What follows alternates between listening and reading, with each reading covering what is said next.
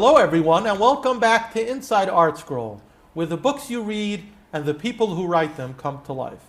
Today I am joined by two very special guests, Mrs. Miriam Zakon from ArtScroll and Mrs. Libby Lazewnik from Baltimore, two veteran writers who need no introduction. Thank you so much to both of you for being here. Thank you for inviting us. Our pleasure. I should mention, just so that our viewers know, that both of you paid a visit here to ArtScroll. This was not planned, this conversation, but when we have two iconic writers in the house, we had the chutzpah to ask you if you'd sit down with us for a little while to schmooze. And one of the things that I learned from both of you is that you're actually old friends. Tell us about that, maybe Miriam. Emphasis on old. Libby and I went to first grade together. And I have the little picture that prove it.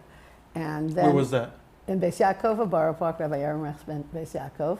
Then they split. They moved around. We're both from Borough Park, and they moved around for a few years. We were separated just because there were a lot of classes. And from fifth grade through today, we've been friends. We've worked together. We have done a lot of laughing together, a lot of schmoozing, and it's just a really special friendship. You know, I know her whole family. She knows my whole family. We lived near each other when Libby lived in Harnof. We were also neighbors, chavrusas, everything. So I have a unique vantage point because thinking back, I grew up really on a lot of both of your writings, whether it was the Baker's Dozen and the BY Times, if I could admit it. Your column in the Yated, which you've been writing for now over 3 decades, I think it is, that you've been writing a continuous column, something like that. Both of you, tell us how you got into writing and when did you know that this was going to become a career for each of you? Well, I think I came by it honestly because my father, Alav Shalom, he was a writer even before the war in Europe. They called him Eli the Poet because he just wrote poems and he wrote in Hebrew or Yiddish, and he had that type of writer's mind, always wanting to put down his feelings on paper. He didn't write fiction, but he wrote. And his letters were a work of art, like his friends kept them. And then, but he never got to publish anything because of the war. So, and when he came to America, English wasn't his first language, so he never published anything. But I have it in my blood.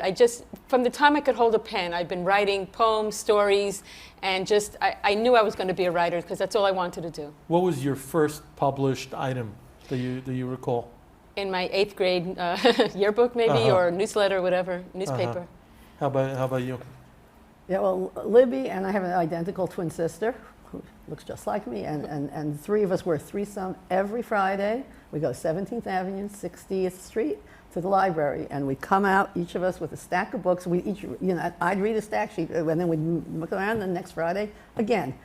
So I've been a reader since forever, and I don't even remember. I mean, I did make a serious newsletter, and I believe it was in 3rd grade, called the Imagination Society. So that, and I think in either 2nd or 3rd grade, they actually published a poem that my twin sister and I wrote in the PTA thing, and I've been writing ever since. So, okay, if you want to know how professionally, so I'm newlywed, and this has been my dream for years. I want to be a writer, which sounds ridiculous. What do you want to do? I want to be a writer, and we're moving to ArtScroll, and my husband, Alav Shalom, gave me a present. And he gave me business cards. And this is in the days when you had to go to a printer. And he printed me up business cards that said Miriam Stark Zakon, writer, editor, translator.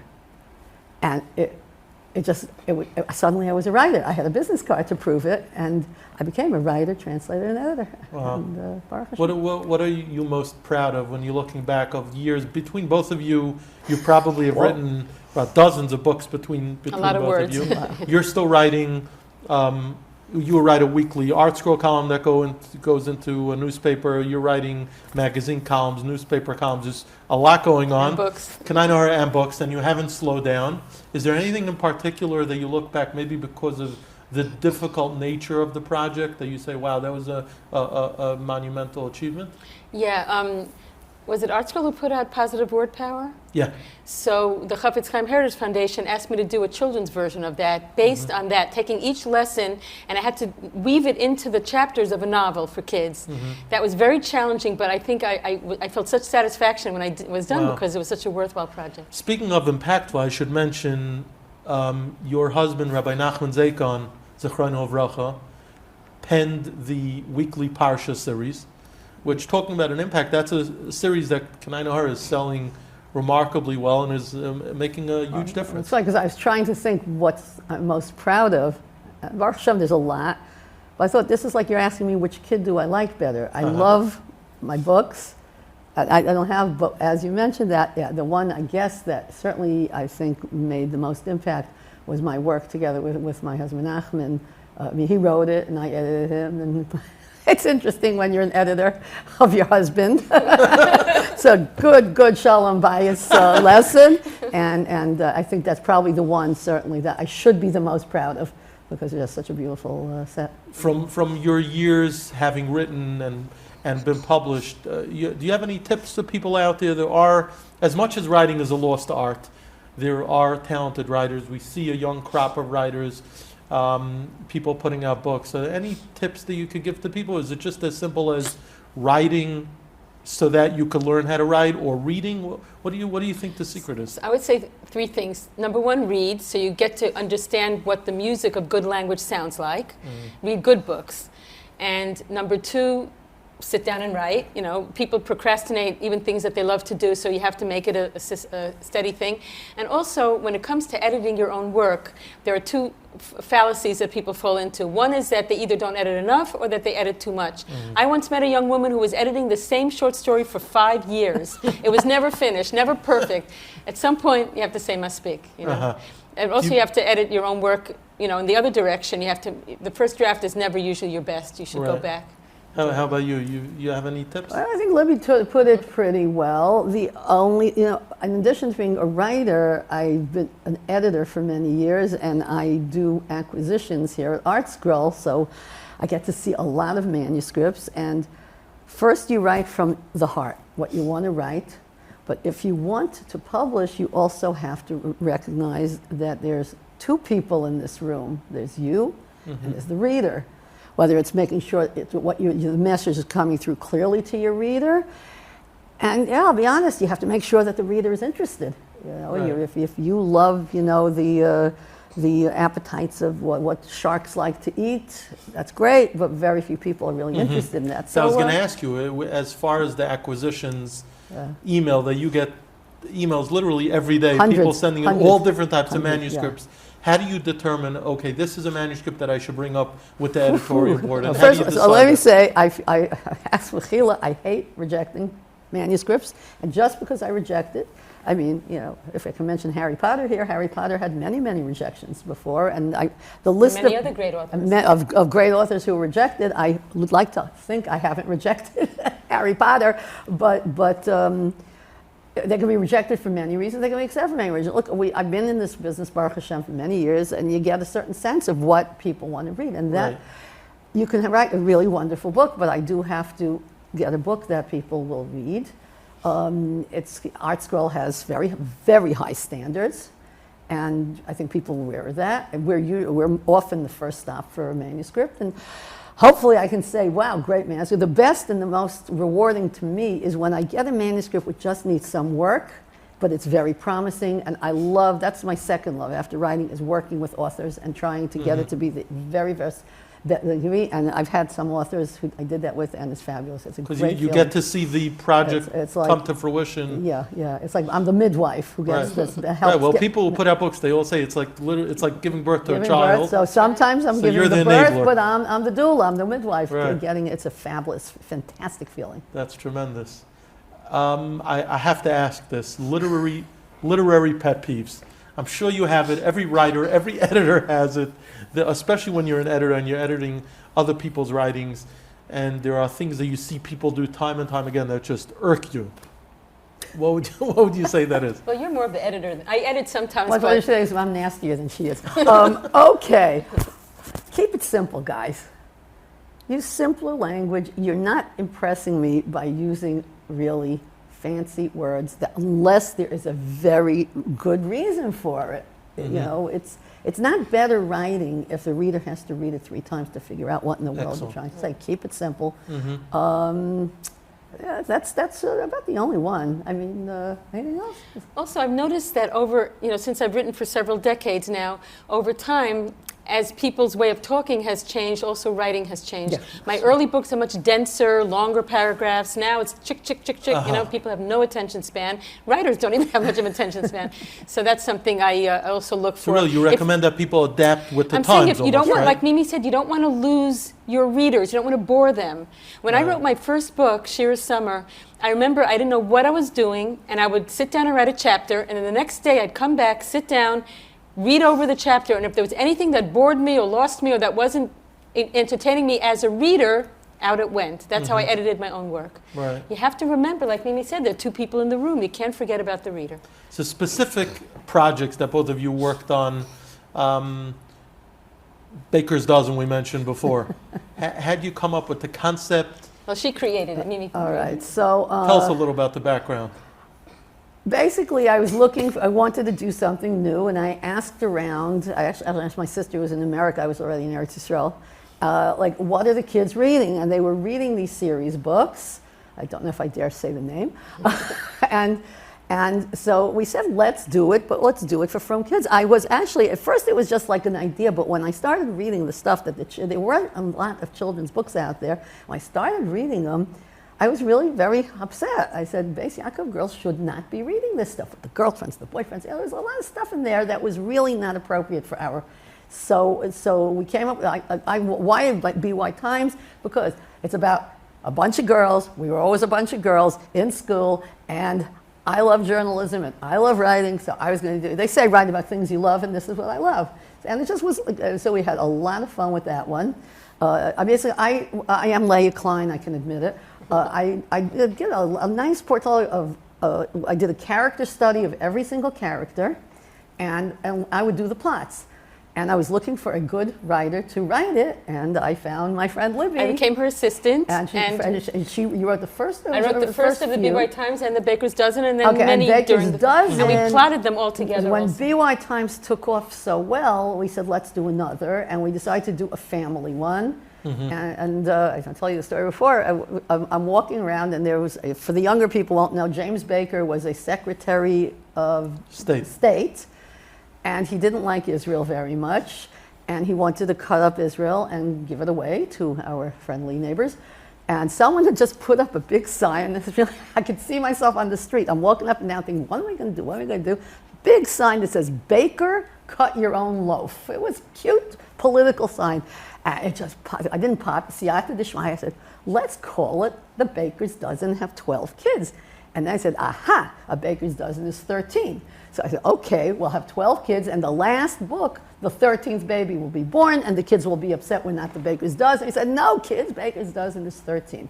And that was a lot of fun, because I had to create 12, because the other one's a baby, 12 kids. And 5 of them were quintuplets. And the quintuplets, Right. well, of course, twins like me are just boring. Quintuplets are exciting. And I gave one, what's her name? I don't remember her name anymore. One had vision problems. Tikva had vision problems. When you're doing it, you're trying to think already of ways to plot. Right. And Libby and I can't swear to it, I think it was 38 books we plotted in 2.5 years. Wow.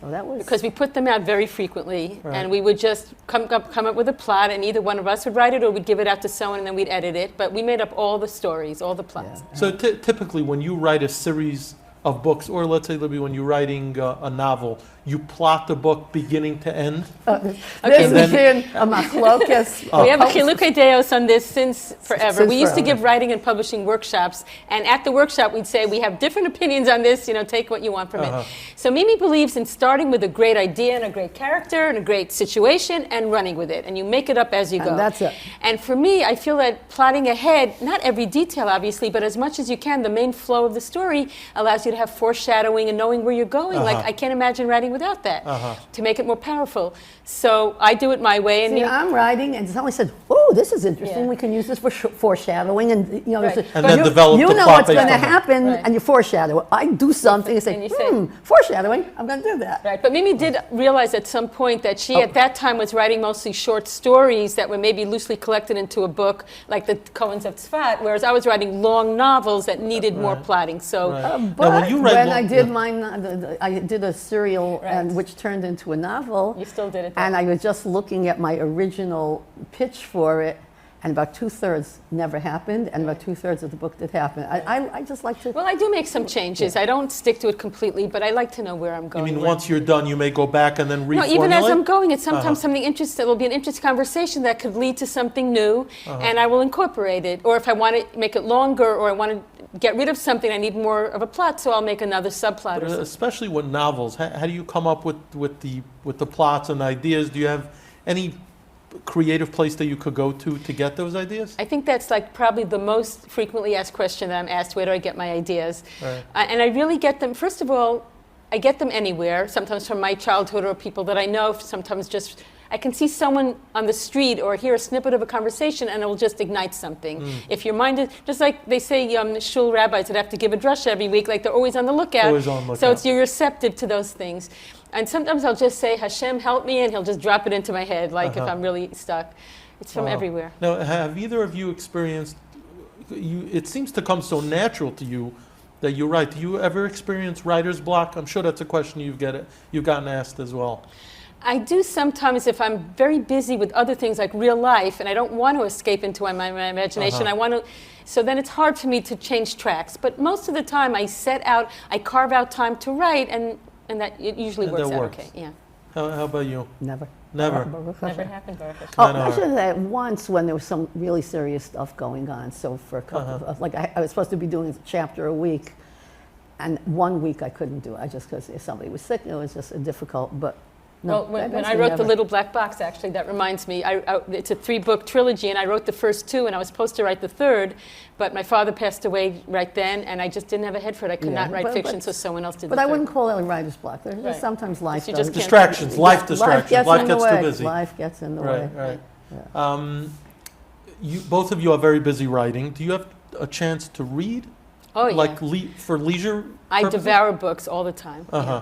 I love reading. Anyone specific? But you have to read a lot of manuscripts. No, it's interesting. I remember I had a really hard day in the office, and what am I doing all day? I'm reading. And I come home and go, it's such a hard day, I gotta relax, give me a book. Because it really is a Different type different of part reading. of the brain when I'm assessing a book Right. or when I'm just enjoying a Right, book. there's leisurely But writing, and then there's writing that I you're doing. do have a reading problem professionally. because I, as having edited for so many years, if there's something, I start editing books as I'm reading it. So, some books don't lend themselves, and I don't have enough really time to read as much as I would like to. Now, Libby, I know you're working on a brand new series called The Starlight Sisters. Tell us a little about that and what's your vision for it? So girls are always very interested in performing arts. And they attribute a certain glamour to people who perform. But unfortunately, in the outside world, it could be natzniistic, it could be people looking for attention in inappropriate ways. I wanted to do something Jewish and frum for that. So I created I created a new school that's a Beis Yaakov school in every way, but it also, after school, has a complete program for the performing arts. Music, singing, dancing. They take only totally super talented girls. When they interview the girls for the school, they also audition them, and they have professional teachers giving them voice lessons and dance lessons and music lessons on their instruments. And then the point of it is that they're going to perform at tzedakah organizations for women that would like top-notch performances. And the money will go to the tzedakah and also to the school, so everybody benefits. But it's an unusual kind of school. So this book deals with friendship issues like any other school. Each girl, there's going to be, I think, I'm envisioning 5 books in the series right now, and I start off with a few girls. It'll end up being 5 girls, and each one tells one of the books. So I did the first one now, and hopefully when that comes out, I'll be working on the second one. Wow, that's very exciting. Yeah. And in addition to your talent, having dealt with both of you, I will say that I'm just as inspired and moved by your humility, both of you. You've made a really profound impact on the world of Jewish literature for the last 4 decades or so. And yet you're so approachable, and you listen to all of our complaints and nitpicking over here at ArtScroll. Well, there's 2 things. Number 1, we're doing what we love, and number 2, we want the best product. If someone criticizes, if it's going to make the thing better, Why be upset You know, about they it? say, if you love what you're doing, you'll never work a day in your life. I have to say, I don't think It's I ever worked absolutely a day true. in my life. Me too. Wow. So Miriam, you should continue. Amen. Amen. Keep not Amen. working and keep enriching all of us with your beautiful writings as you've done for so many years. And we look forward to the new projects in Mirza Hashem. And thank you for Thank this you. absolutely spontaneous so and much fun. unscripted and unexpected treat. Thank you. I'm sure it's a Very treat for our viewers I to hope so. finally hear from both of you and to see both of you. And thanks again for being here. Our Thank you. pleasure. Thank you. Hatzlacha.